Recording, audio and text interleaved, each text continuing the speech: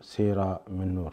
ما زلنا نقرأ في أحاديث الإمام صحيح البخاري من جامع الصحيح المسند إلى رسول الله صلى الله عليه وآله وسلم. وصلنا في باب إذا لم يكن الإسلام على الحقيقة وكان الاستسلام أو الخوف من القتل، لقوله تعالى: قالت الأعراب آمنا قل لم تؤمنوا ولكن قولوا أسلمنا. فإذا كان على الحقيقة فهو على قوله جل ذكره: إن الدين عند الله الإسلام. هذه المقدمة سبق أن شرحناها في الفرق ما بين الإسلام وما بين الإيمان، وفي الفرق ما بين الإسلام على حقيقته والإسلام لغة ومجازا. واستدل الإمام البخاري رحمه الله تعالى بقوله تعالى: قالت الأعراب آمنا قل لم تؤمنوا ولكن قولوا أسلمنا. وهذا يعني أنهم أسلموا لله تبارك وتعالى لغة ومجازا، ولكن لم يصل الإيمان في قلوبهم بحيث أنهم يسلمون أنفسهم ويستسلمون لأوامر الله تبارك وتعالى كاملا. الفرق بين الإسلام والإيمان ذكرنا ذلك، أن الإسلام إذا ذكر يكون للأعمال التي فيها أبدان، أعمال البدن تكون يعني متبعة لأعمال البدن، والإيمان يقصد به أعمال القلوب. وأيضا إذا ذكر الإسلام مفردا فالمقصود به يدخل تحته الإيمان، فيشمل معناه الأعمال البدنية والأعمال القلبية. وكذلك إذا ذكر الإيمان بمفرده يدخل تحته الأعمال البدنية كما هو أصل في الأعمال القلبية. هذا هو ملخص كلام أهل السنة والجماعة في معنى الإسلام إذا انفرد ومعنى الإيمان إذا انفرد. وهنا الإمام البخاري رحمه الله تعالى يذكر هذا بهذا الباب ويلخص هذه الترجمة بهذا المعنى في قوله: إذا لم يكن الإسلام على الحقيقة، يقصد على الحقيقة التي يقصدها الشارع الحكيم، وهي الاستسلام لله تبارك وتعالى والإيمان به قلبا وقالبا. الحديث الذي ذكره بعد ذلك الإمام البخاري رحمه الله تعالى قال: حدثنا أبو اليمان قال أخبرنا شعيب عن الزهري قال أخبرني عامر بن سعد بن أبي وقاص عن سعد رضي الله تعالى عنه أن رسول الله صلى الله عليه وسلم أعطى رهطا وسعد جالس، فترك رسول الله صلى الله عليه وسلم رجلا هو أعجبهم إلي، فقلت: يا رسول الله، ما لك عن فلان؟ فوالله إني لأراه مؤمنا. فقال: أو مسلمة. فسكت قليلا ثم غلبني ما أعلم منه، فعدت لمقالتي فقلت: ما لك عن فلان؟ فوالله إني لأراه مؤمنا. فقال: أو مسلما. ثم غلبني ما أعلم منه، فعدت لمقالتي، وعاد رسول الله صلى الله عليه وسلم ثم قال: يا سعد، إني لأعطي الرجل وغيره أحب إلي منه خشية أن يكبه الله في النار. هذا الحديث أخرجه الإمام البخاري رحمه الله تعالى في موضعين: في هذا الموضع وفي موضع كتاب الزكاة باب قول الله تعالى: لا يسألون الناس إلحافا. وأخرجه أيضا الإمام مسلم في كتاب الإيمان باب تألف من يخاف على إيمانه، أو تألف من يخاف على إيمانه. وأخرجه أيضا الإمام مسلم في نفس الكتاب، كتاب الإيمان، وفي نفس الباب بثلاث طرق من طرق الرجال. وأخرجه الإمام أبو داود رحمه الله تعالى أيضا أول كتاب السنة باب الدليل على زيادة الإيمان ونقصانه، كما أخرجه أيضا الإمام أبو داود رحمه الله تعالى في أول كتاب السنة باب الدليل على زيادة الإيمان ونقصانه، طبعا بسندين مختلفين. كذلك أخرجه الإمام النسائي رحمه الله تعالى في كتاب الإيمان وشرائعه تأويل قوله عز وجل: قالت الأعراب آمنا قل لم تؤمنوا ولكن قولوا أسلمنا. كما أخرجه الإمام مسلم الإمام أحمد رحمه الله تعالى في مسند الإمام في مسند سعد بن أبي وقاص رضي الله تعالى عنه وأرضاه. هذا هو تخريج الحديث من حيث هو. هذا الحديث أيضا له شواهد من حديث عمرو بن تغلب أن رسول الله صلى الله عليه وسلم أتى بمال أو أوتي بمال أو سبي فقسمه فأعطى رجالا وترك رجالا، فبلغه أن الذين تركوا عتبوا، أن الذين ترك عتبوا، فحمد الله ثم أثنى عليه ثم قال أما بعد، وقال أما بعد فوالله إني لأعطي الرجل وأدع الرجل والذي أدع أحب إلي من الذي أعطي، ولكن أعطي أقواما لما أرى في قلوبهم من الجزع والهلع، وأكل أقواما إلى ما جعل الله في قلوبهم من الغنى والخير، فيهم عمرو بن تغلب رضي الله تعالى عنه وأرضاه. نعم. إذن هذا الشاهد الأول من حديث عمرو بن تغلب رضي الله تعالى عنه وأرضاه، وكذلك نفس الحديث كرره الإمام البخاري في موضع آخر. كذلك هناك حديث شاهد من حديث أنس رضي الله تعالى عنه وأرضاه، قال أنس أن ناسا من الأنصار قالوا لرسول الله صلى الله عليه وسلم حين أفاء الله على رسوله صلى الله عليه وسلم من أموال هوازن ما أفاء، فطفق يعطي رجالا من قريش 100 من الإبل، فقالوا يغفر الله لرسول الله صلى الله عليه وسلم يعطي قريشا ويدعنا، فقال يغفر الله لرسول الله يعطي قريشا ويدعنا وسيوفنا تقطر من دمائهم. قال أنس فحدث رسول الله صلى الله عليه وسلم بمقالتهم، فأرسل الأنصار فجمعهم في قبة من أدم ولم يدع معهم أحدا غيرهم، فلما اجتمعوا جاءهم رسول الله صلى الله عليه وسلم فقال ما كان حديث بلغني عنكم.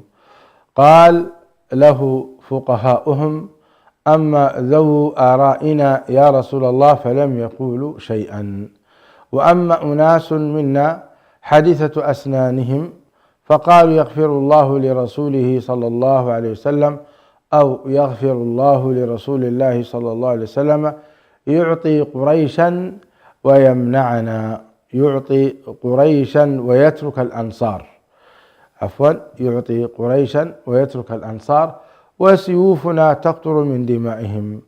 فقال رسول الله صلى الله عليه وسلم إني أعطي رجالا حديث عهد بكفر، أما ترضون أن يذهب الناس بالأموال وترجعوا إلى رحالكم برسول الله صلى الله عليه وسلم، فوالله ما تنقلبون به خير مما ينقلبون به. قالوا بلى يا رسول الله قد رضينا. فقال لهم إنكم سترون بعدي أثرة شديدة فاصبروا حتى تلقوا الله ورسوله صلى الله عليه وسلم على الحوض. إذن هذا الحديث قرأته عليكم نصا كاملا، هو شاهد لحديث سعد بن أبي وقاص رضي الله تعالى عنه وأرضاه.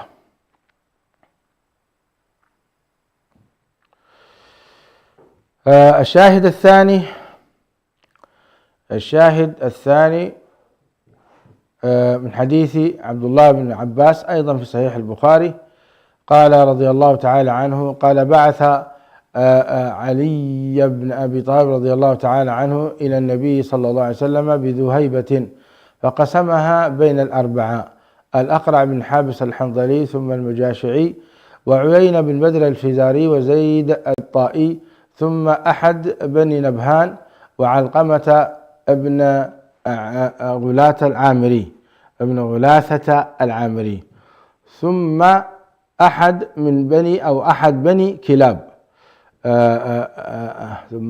بني كلاب. فغضبت قريش والأنصار قالوا يعطي صناديد أهل نجد ويدعنا. قال إنما أتألفهم. فأقبل رجل غائر العينين مشرف الوجنتين ناتئ الجبين كث اللحية محلوق، فقال اتق الله يا محمد، فقال من يطع الله إذا عصيته؟ أيأمنني الله على أهل الأرض فلا تأمنوني؟ أيأمنني الله على أهل الأرض فلا تأمنوني؟ فسأله رجل قتله أحسبه خالد بن الوليد، فمنعه، فلما ولى قال إن من ضئضئ هذا أو في عقب هذا قوما يقرؤون القرآن لا يجاوز حناجرهم يمرقون من الدين مروق السهم من الرمية، يقتلون أهل الإسلام ويدعون أهل الأوثان، لئن أنا أدركتهم لأقتلنهم قتل عاد. هؤلاء هم الخوارج. ومن ضد هذا أي من ظهر هذا أو من أمثاله، والله المستعان. هذا أيضا حديث آخر شاهد لحديث سعد بن أبي وقاص، وهو كذلك في صحيح البخاري. نعم، وبهذا نكون قد أتينا على كافة الشواهد التي تؤكد حديث سعد بن أبي وقاص رضي الله تعالى عنه وأرضاه. وأيضا لدينا شاهد من حديث أبي سعيد الخدري رضي الله تعالى عنه وأرضاه، وعند الإمام النسائي وعند الإمام أحمد أيضا كذلك شاهد. نعم، هؤلاء هم الذين رووا قريبا من حديث سعد بن أبي وقاص رضي الله تعالى عنه وأرضاه. نعم، نعود إلى حديث سعد بن أبي وقاص.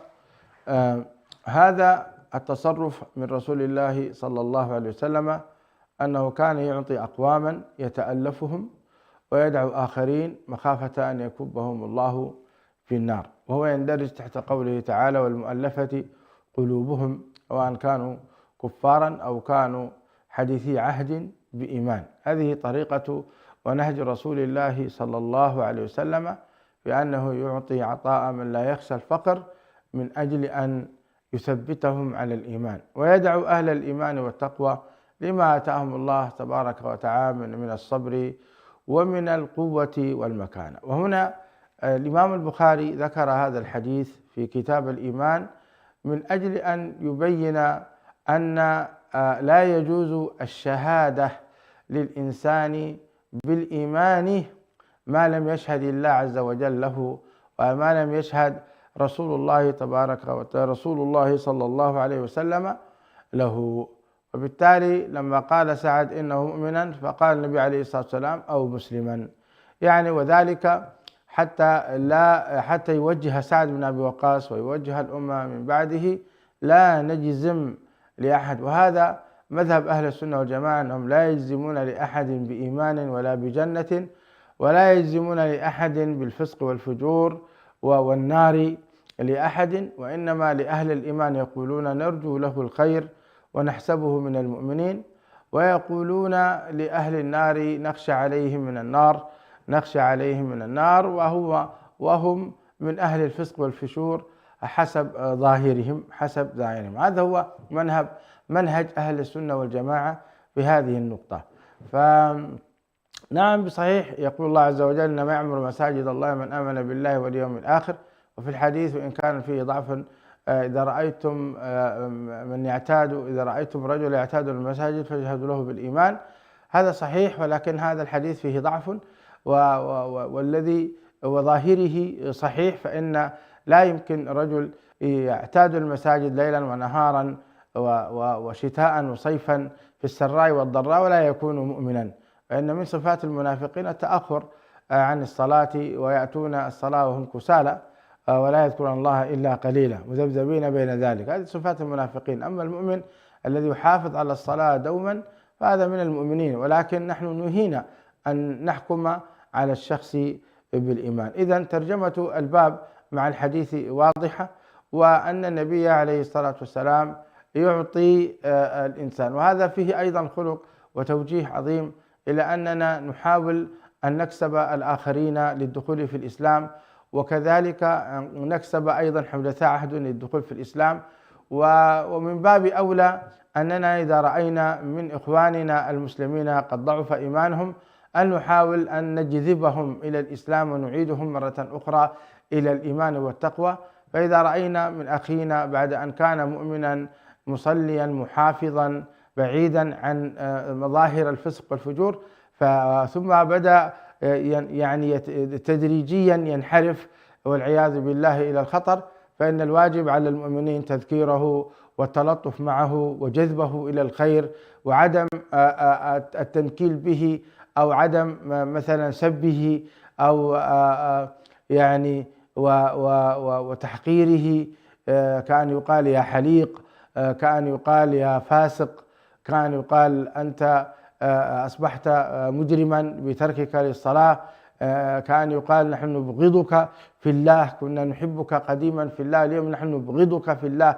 هذا كلام لا ينبغي اليوم أن يقال لمن ضعف إيمانه وننفره من الهداية والإسلام، لأن هذا حقيقة يا إخواني خطير جدا جدا، وخصوصا في ظل هذه الفتن التي نحن نمر بها، فتن الشهوات والشبهات ورفقاء السوء والإعلام السيء، فإنها يعني تجر الإنسان من أماكن الخير إلى أماكن الشر. فلنكن رحماء بالناس كما أرسل نبينا الكريم صلى الله عليه وسلم بذلك. نعم. الحديث الثاني أو الباب الثاني، يقول الإمام البخاري رحمه الله تعالى: باب إفشاء السلام من الإسلام. وقال عمار: 3 من جمعهن فقد جمع الإيمان: الإنصاف من نفسك، وبذل السلام للعالم، والإنفاق من الإقتار. هذا الباب أيضا باب عظيم يدل على أن من الإيمان إفشاء السلام. وهنا كما قلنا في ترجمة هذا الباب إفشاء السلام من الإسلام، يعني الإسلام والإيمان معا، فإذا ذكر الإسلام فردا فيندرج تحته الإيمان. إفشاء السلام هذا عمل من أعمال المؤمنين، يعتبر من الإسلام، أي من أفضل الأعمال التي تقرب الإنسان إلى الله وتقرب الآخرين إلى الإسلام. قال عمار: 3 من جمعهن فقد جمع الإيمان، يعني 3 صفات إذا اجتمعنا في شخص فقد اجتمع فيه الإيمان. الإنصاف من نفسك، يعني أن يكون الإنسان يعترف بأخطائه وينصف نفسه ويعظها ويوجهها ولا يكابر، هذه صفة عظيمة لا تكون إلا للمؤمنين. وبذل السلام للعالم، أنه يسلم على من عرف ومن لم يعرف كما سيأتي معنا. والإنفاق من الإقتار، الإقتار يعني الفقر، الإنسان لما يكون غنيا لا غرابة أن ينفق، لكن لما يكون فقيرا وهو في حالة العوز ينفق، هنا دليل الإيمان، دليل يعني القرب من الله والطاعة والاستقامة. نعم. الحديث الذي بعده قال الإمام البخاري رحمه الله تعالى: كتاب الإيمان، باب إفشاء السلام. قال: حدثنا قتيبة قال حدثنا الليث عن يزيد بن أبي حبيب عن أبي الخير عن عبد الله بن عمرو أن رجلا سأل رسول الله صلى الله عليه وسلم: أي الإسلام خير؟ قال: تطعم الطعام وتقرأ السلام على من عرفت ومن لم تعرف. على من عرفت ومن لم تعرف. هذا الحديث العظيم أخرجه الإمام البخاري رحمه الله تعالى كما تلاحظون في كتاب الإيمان، كما أخرجه رحمه الله تعالى في كتاب الإيمان باب إطعام الطعام من الإسلام، وقد سبق شرحه. وأخرجه أيضا في كتاب الاستئذان باب السلام للمعرفة وغير المعرفة، كما أخرجه الإمام مسلم رحمه الله تعالى في كتاب الإيمان باب بيان تفاضل الإسلام. وأخرجه الإمام أبو داود في سننه رحمه الله تعالى أول كتاب الأدب باب إفشاء السلام، كما أخرجه الإمام الترمذي رحمه الله تعالى في أبواب الأطعمة عن رسول الله صلى الله عليه وسلم باب ما جاء في فصل إطعام الطعام. وكذلك أخرجه الإمام النسائي رحمه الله تعالى كتاب الإيمان وشرائعه أي الإسلام خير، كما أخرجه الإمام ابن ماجة رحمه الله تعالى في سننه كتاب الأطعمة باب إطعام الطعام. وأخرجه الإمام الدارمي رحمه الله تعالى من كتاب الأطعمة، باب في إطعام الطعام. والإمام أحمد رحمه الله تعالى في مسند عبد الله بن عمرو بن العاص رضي الله تعالى عنه وأرضاه، وكرره في مواضع كثيرة بأسانيد مختلفة. هذا تخريج الحديث. وهذا الحديث من حديث عبد الله بن عمرو بن العاص رضي الله تعالى عنه وأرضاه أن رجلا سأل رسول الله صلى الله عليه وسلم الحديث. أما الشواهد للحديث، شاهد من حديث أبي هريرة رضي الله تعالى عنه وأرضاه عند الترمذي عن أبي هريرة رضي الله تعالى عنه أن النبي صلى الله عليه وسلم قال: أفشوا السلام وأطعموا الطعام واضربوا الهام تورث الجنان أو تورث الجنان. يعني كان يقول ترثون الجنان، لكنها كتبت بهذا اللفظ. وكذلك أخرج هذا الحديث أيضا وشاهد آخر من شواهد هذا الحديث عند الترمذي عن علي بن أبي طالب رضي الله تعالى عنه وأرضاه قال النبي صلى الله عليه وسلم: إن في الجنة غرفا ترى ظواهرها من بطونها وبطونها من ظواهرها. فقال أعرابي: فقال لمن هي يا رسول الله؟ قال: لمن أطاب الكلام وأطعم الطعام وأدام الصيام وصلى لله بالليل والناس نيام. نسأل الله من فضله. وعيد الحديث الإمام الترمذي رحمه الله تعالى من حديث علي بن أبي طالب رضي الله تعالى عنه وأرضاه قال: إن في الجنة غرفا ترى ظواهرها من بواطنها وبطونها من ظهورها. سبحان الله، كأنه قزاز، يعني أراك لا تراني، قمة في الجمال. فقام أعرابي فقال: لمن هي يا رسول الله؟ قال: لمن أطاب الكلام وأطعم الطعام وأدام الصيام وصلى لله بالليل والناس نيام. نعم، هذا الحديث في الترمذي من حديث علي بن أبي طالب. الشاهد الثالث من حديث عبد الله بن سلام رضي الله تعالى عنه وارضاه عند الترمذي أيضا قال لما قدم رسول الله صلى الله عليه وسلم المدينة انجفل الناس إليه. وقيل قدم رسول الله صلى الله عليه وسلم، قدم رسول الله صلى الله عليه وسلم، قدم رسول الله صلى الله عليه وسلم 3 مرات.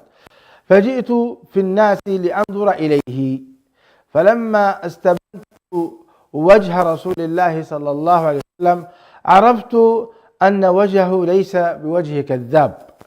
وكان أول شيء تكلم به أن قال: يا أيها الناس أفشوا السلام وأطعموا الطعام وصلوا والناس نيام تدخل الجنة بسلام. يا سلام، ما أجمل هذا الحديث، وفيه فيه سلام وسلام وسلام. ومن حديث عبد الله بن سلام: وفيه أفشوا السلام وأطعموا الطعام تدخلوا جنة ربكم وصلوا بالليل والناس نيام تدخلوا الجنة بسلام. هذا حديث عظيم أيضا من رواية الإمام الترمذي رحمه الله تعالى، شاهد من الشواهد على حديث عبد الله بن عمرو بن العاص.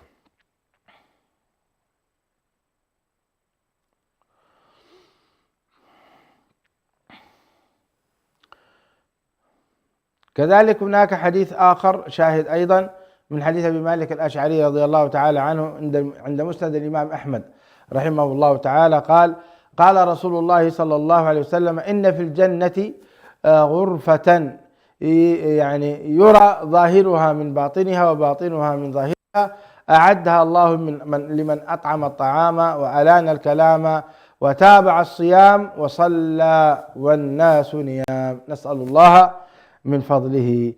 هذا الحديث وقد ذكرناه بتخريجه وذكرناه أيضا بشواهده، وهو حديث عظيم واضح جدا في مسألة إطعام الطعام.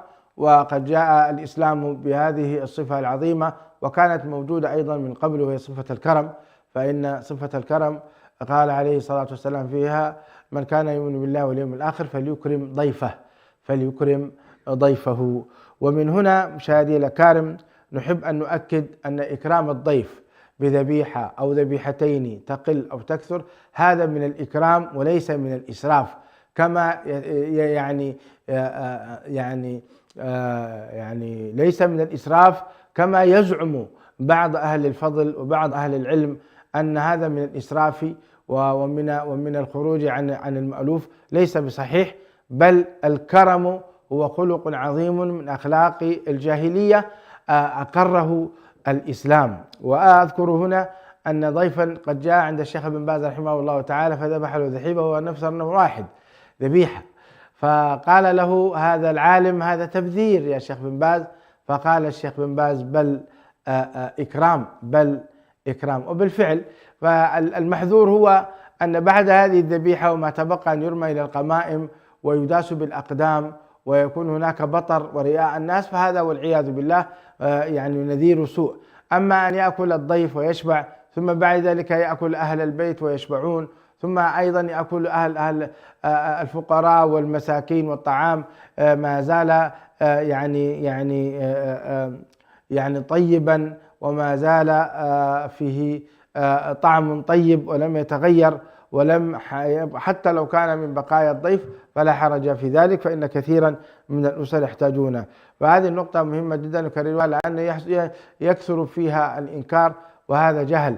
وإذا الناس تركوا إكرام بعضهم بعضا فإن هذا يوغر في الصدور وتذهب هذه الشيمة والقيمة الطيبة من المسلمين، فلا يليق، بل الذي يليق هو الإكرام والمبالغة في ذلك شريطة أن لا يكون هناك إسراف.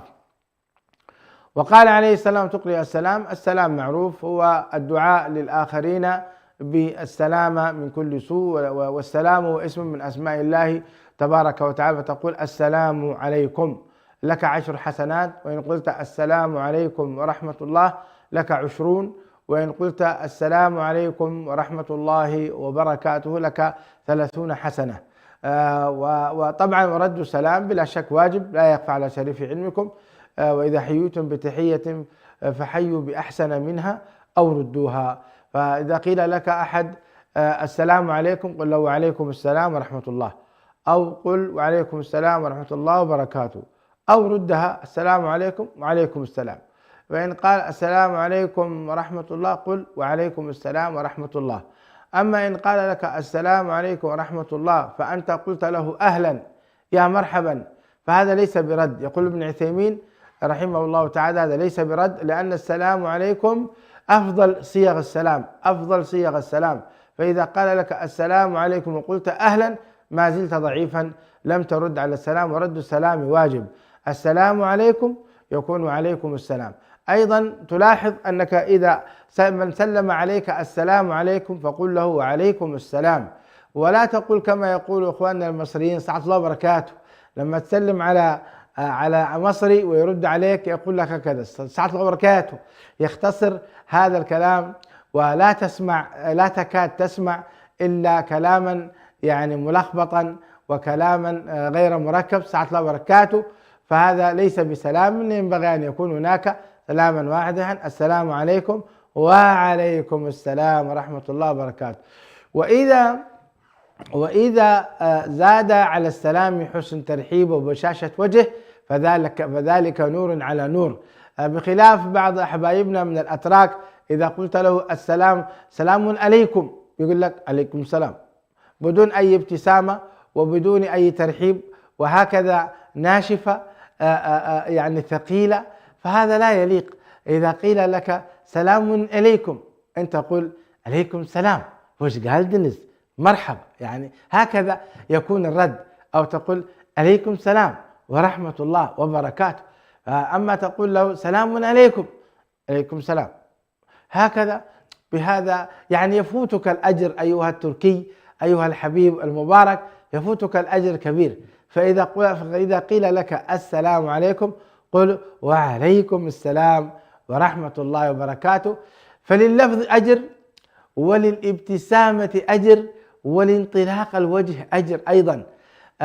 يقول عليه الصلاة والسلام وتبسمك في وجه أخيك صدقة، ويقول صلى الله عليه وسلم وأن تلقى أخاك بوجه طلق لك صدقة. فهذه كلها حسنات اليوم ربما نحن لا ننتبه لها، لكن لو دخلنا القبر ورأينا صفيحة أعمالنا سنقول وحسرتاه على ما فرطنا من أعمال كثيرة. قال وتسلم على من عرفت وعلى من لم تعرف. وهذه سنة بصراحة أشبه ما تكون غائبة. يعني إذا أنت وجدت شخصا في السوق أو في الشارع تعرفه تقول السلام عليكم وتسلم عليه بكل وجه. أما إذا كان لا تعرفه فلا تسلم عليه، وهذا خطأ. هذا خطأ. إذا مررت بأناس يعني هناك آداب عظيمة سبحان الله. هذا الباب بالذات باب السلام على الناس تكلم عنه الإسلام كلاما، يسلم الصغير على الكبير والقليل على الكثير والراكب والماشي على الراكب أو الراكب على الماشي، نسيت الآن. فهذه الآداب الحقيقة آداب عظيمة، لأنك إذا أنت أفشيت السلام بين ربوع المسلمين فإن تقل الضغائن ويكثر الخير. يقول عليه الصلاة والسلام: لن تدخلوا الجنة حتى تؤمنوا ولا تؤمنوا حتى تحابوا، أفلا أدلكم على شيء إذا فعلتموه تحاببتم؟ أفشوا السلام بينكم. السلام يا أخواني من أعظم وسائل المحبة، من أعظم وسائل المحبة. لذلك أمرنا أننا إذا دخلنا في بيوتنا أول ما نقول بسم الله ولجنا بسم الله خرجنا وعلى الله ربنا توكلنا، نسلم على أهالينا السلام عليكم. بل أنت شرع لك في حالة عدم وجود أحد في البيت أن تقول السلام علينا وعلى عباد الله الصالحين. انظروا إلى هذا السلام، فهو السلام الدعوة، الدعاء لك بالسلامة من كل شر، السلامة من النار، السلامة من الآثام، السلامة من كل ما يضرك أخي الحبيب. لذلك هذا الدين عظيم، نجدد إيماننا ونجدد إسلامنا ونؤكد ونسأل الله تعالى أن يتوفانا مؤمنين، أن يتوفانا مؤمنين سبحانه وتعالى شهداء مقبلين غير مدبرين. قال رحمه الله تعالى: باب كفران العشير وكفر بعد كفر، عن أبي سعيد الخدري عن النبي صلى الله عليه وسلم. وهذا باب عظيم أيضا من أبواب الإيمان، ذكره الإمام البخاري رحمه الله تعالى. قال: حدثنا عبد الله بن مسلمة عن مالك عن زيد بن أسلم عن عطاء بن يسار عن ابن عباس رضي الله تعالى عنه قال: قال النبي صلى الله عليه وسلم: أريت النار فإذا أكثر أهلها النساء يكفرن.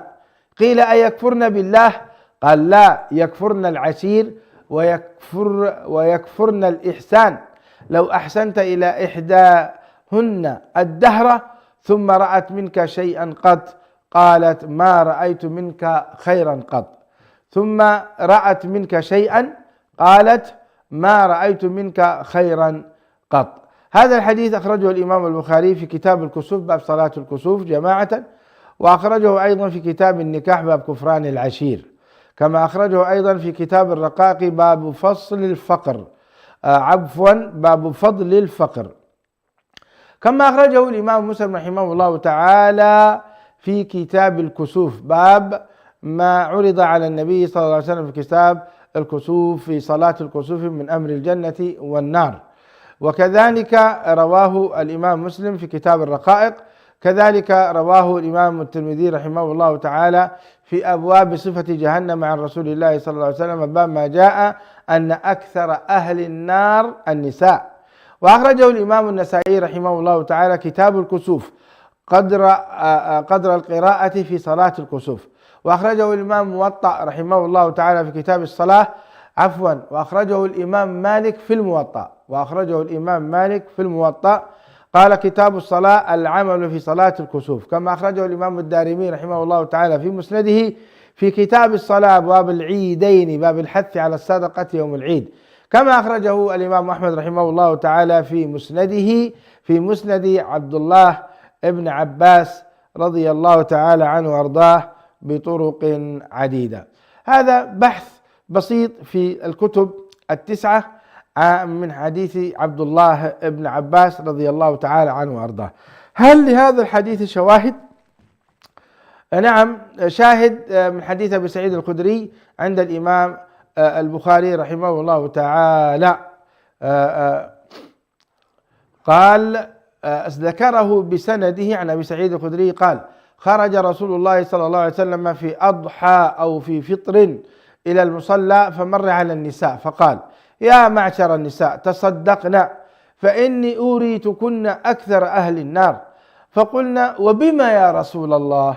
قال: تكثرن اللعن وتكفرن العشير، ما رأيت من ناقصات عقل ودين أذهب للب الرجل الحازم من إحداكن. قلنا: وما نقصان ديننا وعقلنا يا رسول الله؟ قال: أليس شهادة المرأة مثل نصف شهادة الرجل؟ قلنا: بلى. قال: فذلك من نقصان عقلها. أليس إذا حاضت لم تصلي ولم تصم؟ قلنا: بلى. قال: فذلك من نقصان دينها. هذا الحديث عند البخاري شاهد من حديث أبي سعيد الخدري رضي الله تعالى عنه وأرضاه، وكرره الإمام البخاري رحمه الله تعالى أيضا في كتاب الزكاة. وحديث آخر من حديث عمران بن الحسين رضي الله تعالى عنه وأرضاه عن النبي صلى الله عليه وسلم قال: أطلعت في الجنة فرأيت أكثر أهلها الفقراء. وعفوا، اطلعت في الجنة فرأيت أكثر أهلها الفقراء، واطلعت في النار فرأيت أكثر أهلها النساء، عياذا بالله. أمر مخيف يا معاشر النساء، أمر مخيف، اتقين الله، أمر مخيف، يا الله يا الله يا الله. وأخرج الإمام البخاري رحمه الله تعالى شاهد آخر من حديث أسامة رضي الله تعالى عنه عن النبي صلى الله عليه وسلم قال: قمت على باب الجنة فكان عامة من دخلها المساكين، وأصحاب الجد محبوسون، غير أن أصحاب النار قد أمر بهم إلى النار، نسأل الله السلامة. وقمت على باب النار فإذا عامة من دخلها النساء. إنا لله وإنا إليه راجعون. أمر مخيف. أخواتي معاشر النساء، احذرنا من غضب الله وسخطه، احذرنا من غضب الله وسخطه. نعم.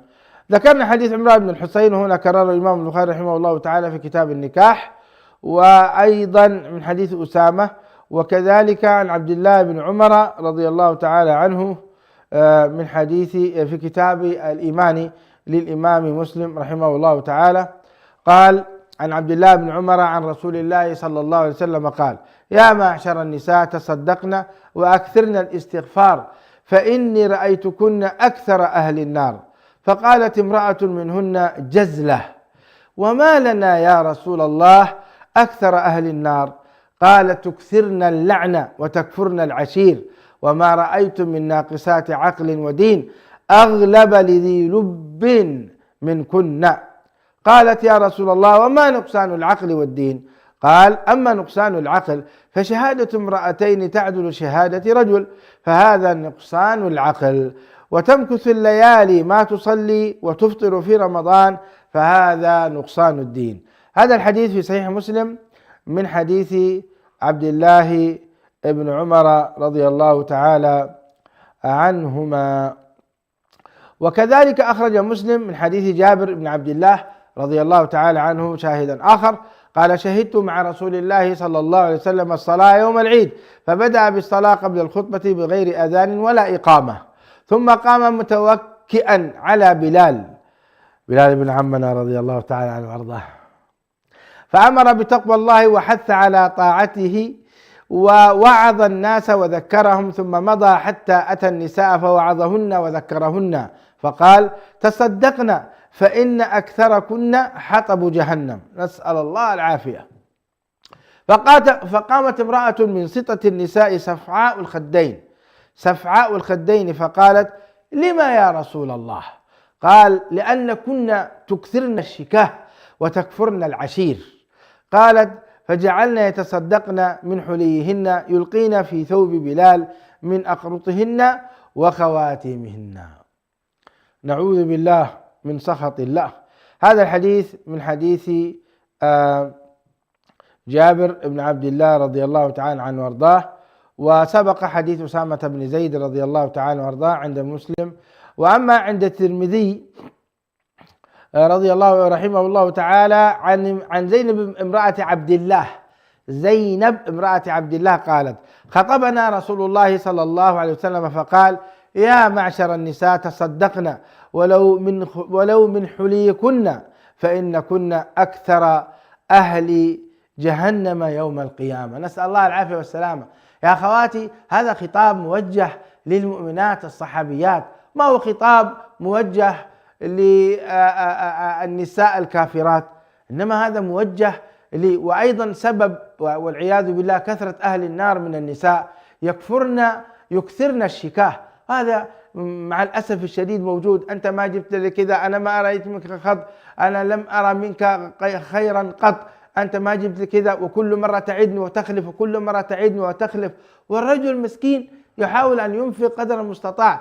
هذه تكثرن الشكاه، شكوى وراء شكوى، شكوى وراء شكوى، فتحسب والعياذ بالله هذا يؤدي بك إلى أن تكوني أنت من أهل النار. نسأل الله العافية والسلامة. ما الحل؟ التوبة من هذا. لا تكثر الشكاه، لا تكثر الشكاه. طلبت منه شيئا قال لك أبشري، فسوف يشتري لك ما تريدين في الوقت المناسب، سوف يأتي لك ويحقق لك، سواء كان شراء أو كان طلب أو زيارة وما إلى ذلك، سوف يقوم بذلك. فإن لم يقم أنت قد أديت الذي عليك وحسابه على الله عز وجل. تكثرن الشكاه وتكفرن العشير. والمرأة أيضا تكفر العشير والعياذ بالله، تعيش معه 20 سنة 30 سنة، ثم بسبب خلاف بسيط تنكر هذه الحياة برمتها وتدمرها تماما كأن لم تكن زوجة له قط، والعياذ بالله. وهذا رأيناه في المحاكم وفي محافل الإصلاح وفي كذا، يعني إنكار شديد لخير الرجل حقيقة. لذلك الحذر الحذر. أيوة أيتها النساء، يا أخي كيف المرأة تقرأ مثل هذه الحديث وتأمن على نفسها غضب الله عز وجل وغضب يعني زوجها؟ هذه حقيقة نقص إيمان. يعني أعلى ما في خيلك أركبه، روح افعل ما تشاء، أعوذ بالله. والنار، أنت رأيت يا أختي شدة النار في المطبخ، هل تستطيعين تضعين إصبعك على النار؟ جربي شوفي شدة آلامها كيف. نسأل الله السلامة والعافية. فالحذر الحذر. الحديث الحقيقة واضح. انتهينا الآن من الشهود،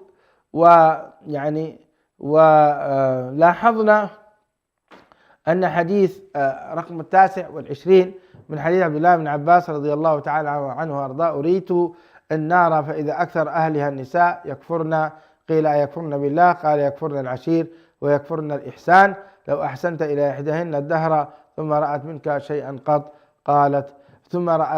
شيئا قالت ما رأيت منك خيرا قط. ترجمة الحديث، موافقة الحديث باب الترجمة، أن هذا الكفر هو كفر دون كفر، وليس كفر الذي يخرج من الإسلام. واحد، أن فعل المرأة أنها تكفر العشير ولا تذكره بخير ولا تدعو له بخير، وأنها دائما في خصام في الشكاية، هذا دليل نقص الإيمان. وهذا يؤكد ما ذهب إليه أهل السنة والجماعة من أن الإيمان يزيد وينقص، يزيد بالطاعة وينقص بالعصيان، وهذا من أعظم أسباب النقصان. نسأل الله العافية والسلامة.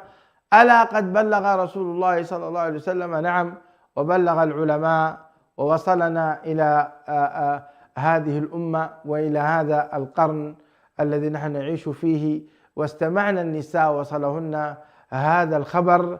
نسأل الله تعالى أن يهدي نساءنا وبناتنا إلى الخير، إنه ولي ذلك والقادر عليه. حتى ألقاكم في حديث جديد. الحقيقة كان قبل أن أختم كان لابد بنا إن شاء الله أن نتحدث عن السيرة العطرة في تعامل النبي عليه الصلاة والسلام مع زوجاته وفي أهل بيته في هذا الباب، وفي باب التعامل أيضا بين الطعام، لننظر مدى إكرام رسول الله صلى الله عليه وسلم. في الأسبوع القادم نأتي بشيء من شمائله العطرة في هذين البابين، باب الإكرام وباب تعامله مع النساء، حتى نرى كيف كان بيت رسول الله صلى الله عليه وآله وسلم. سبحانك اللهم ربنا وبحمدك، نشهد أن لا إله إلا أنت، نستغفرك ونتوب إليك، والسلام عليكم ورحمة الله وبركاته. على نهج الرسول لنا مسير، وعند الله للساعي مصير.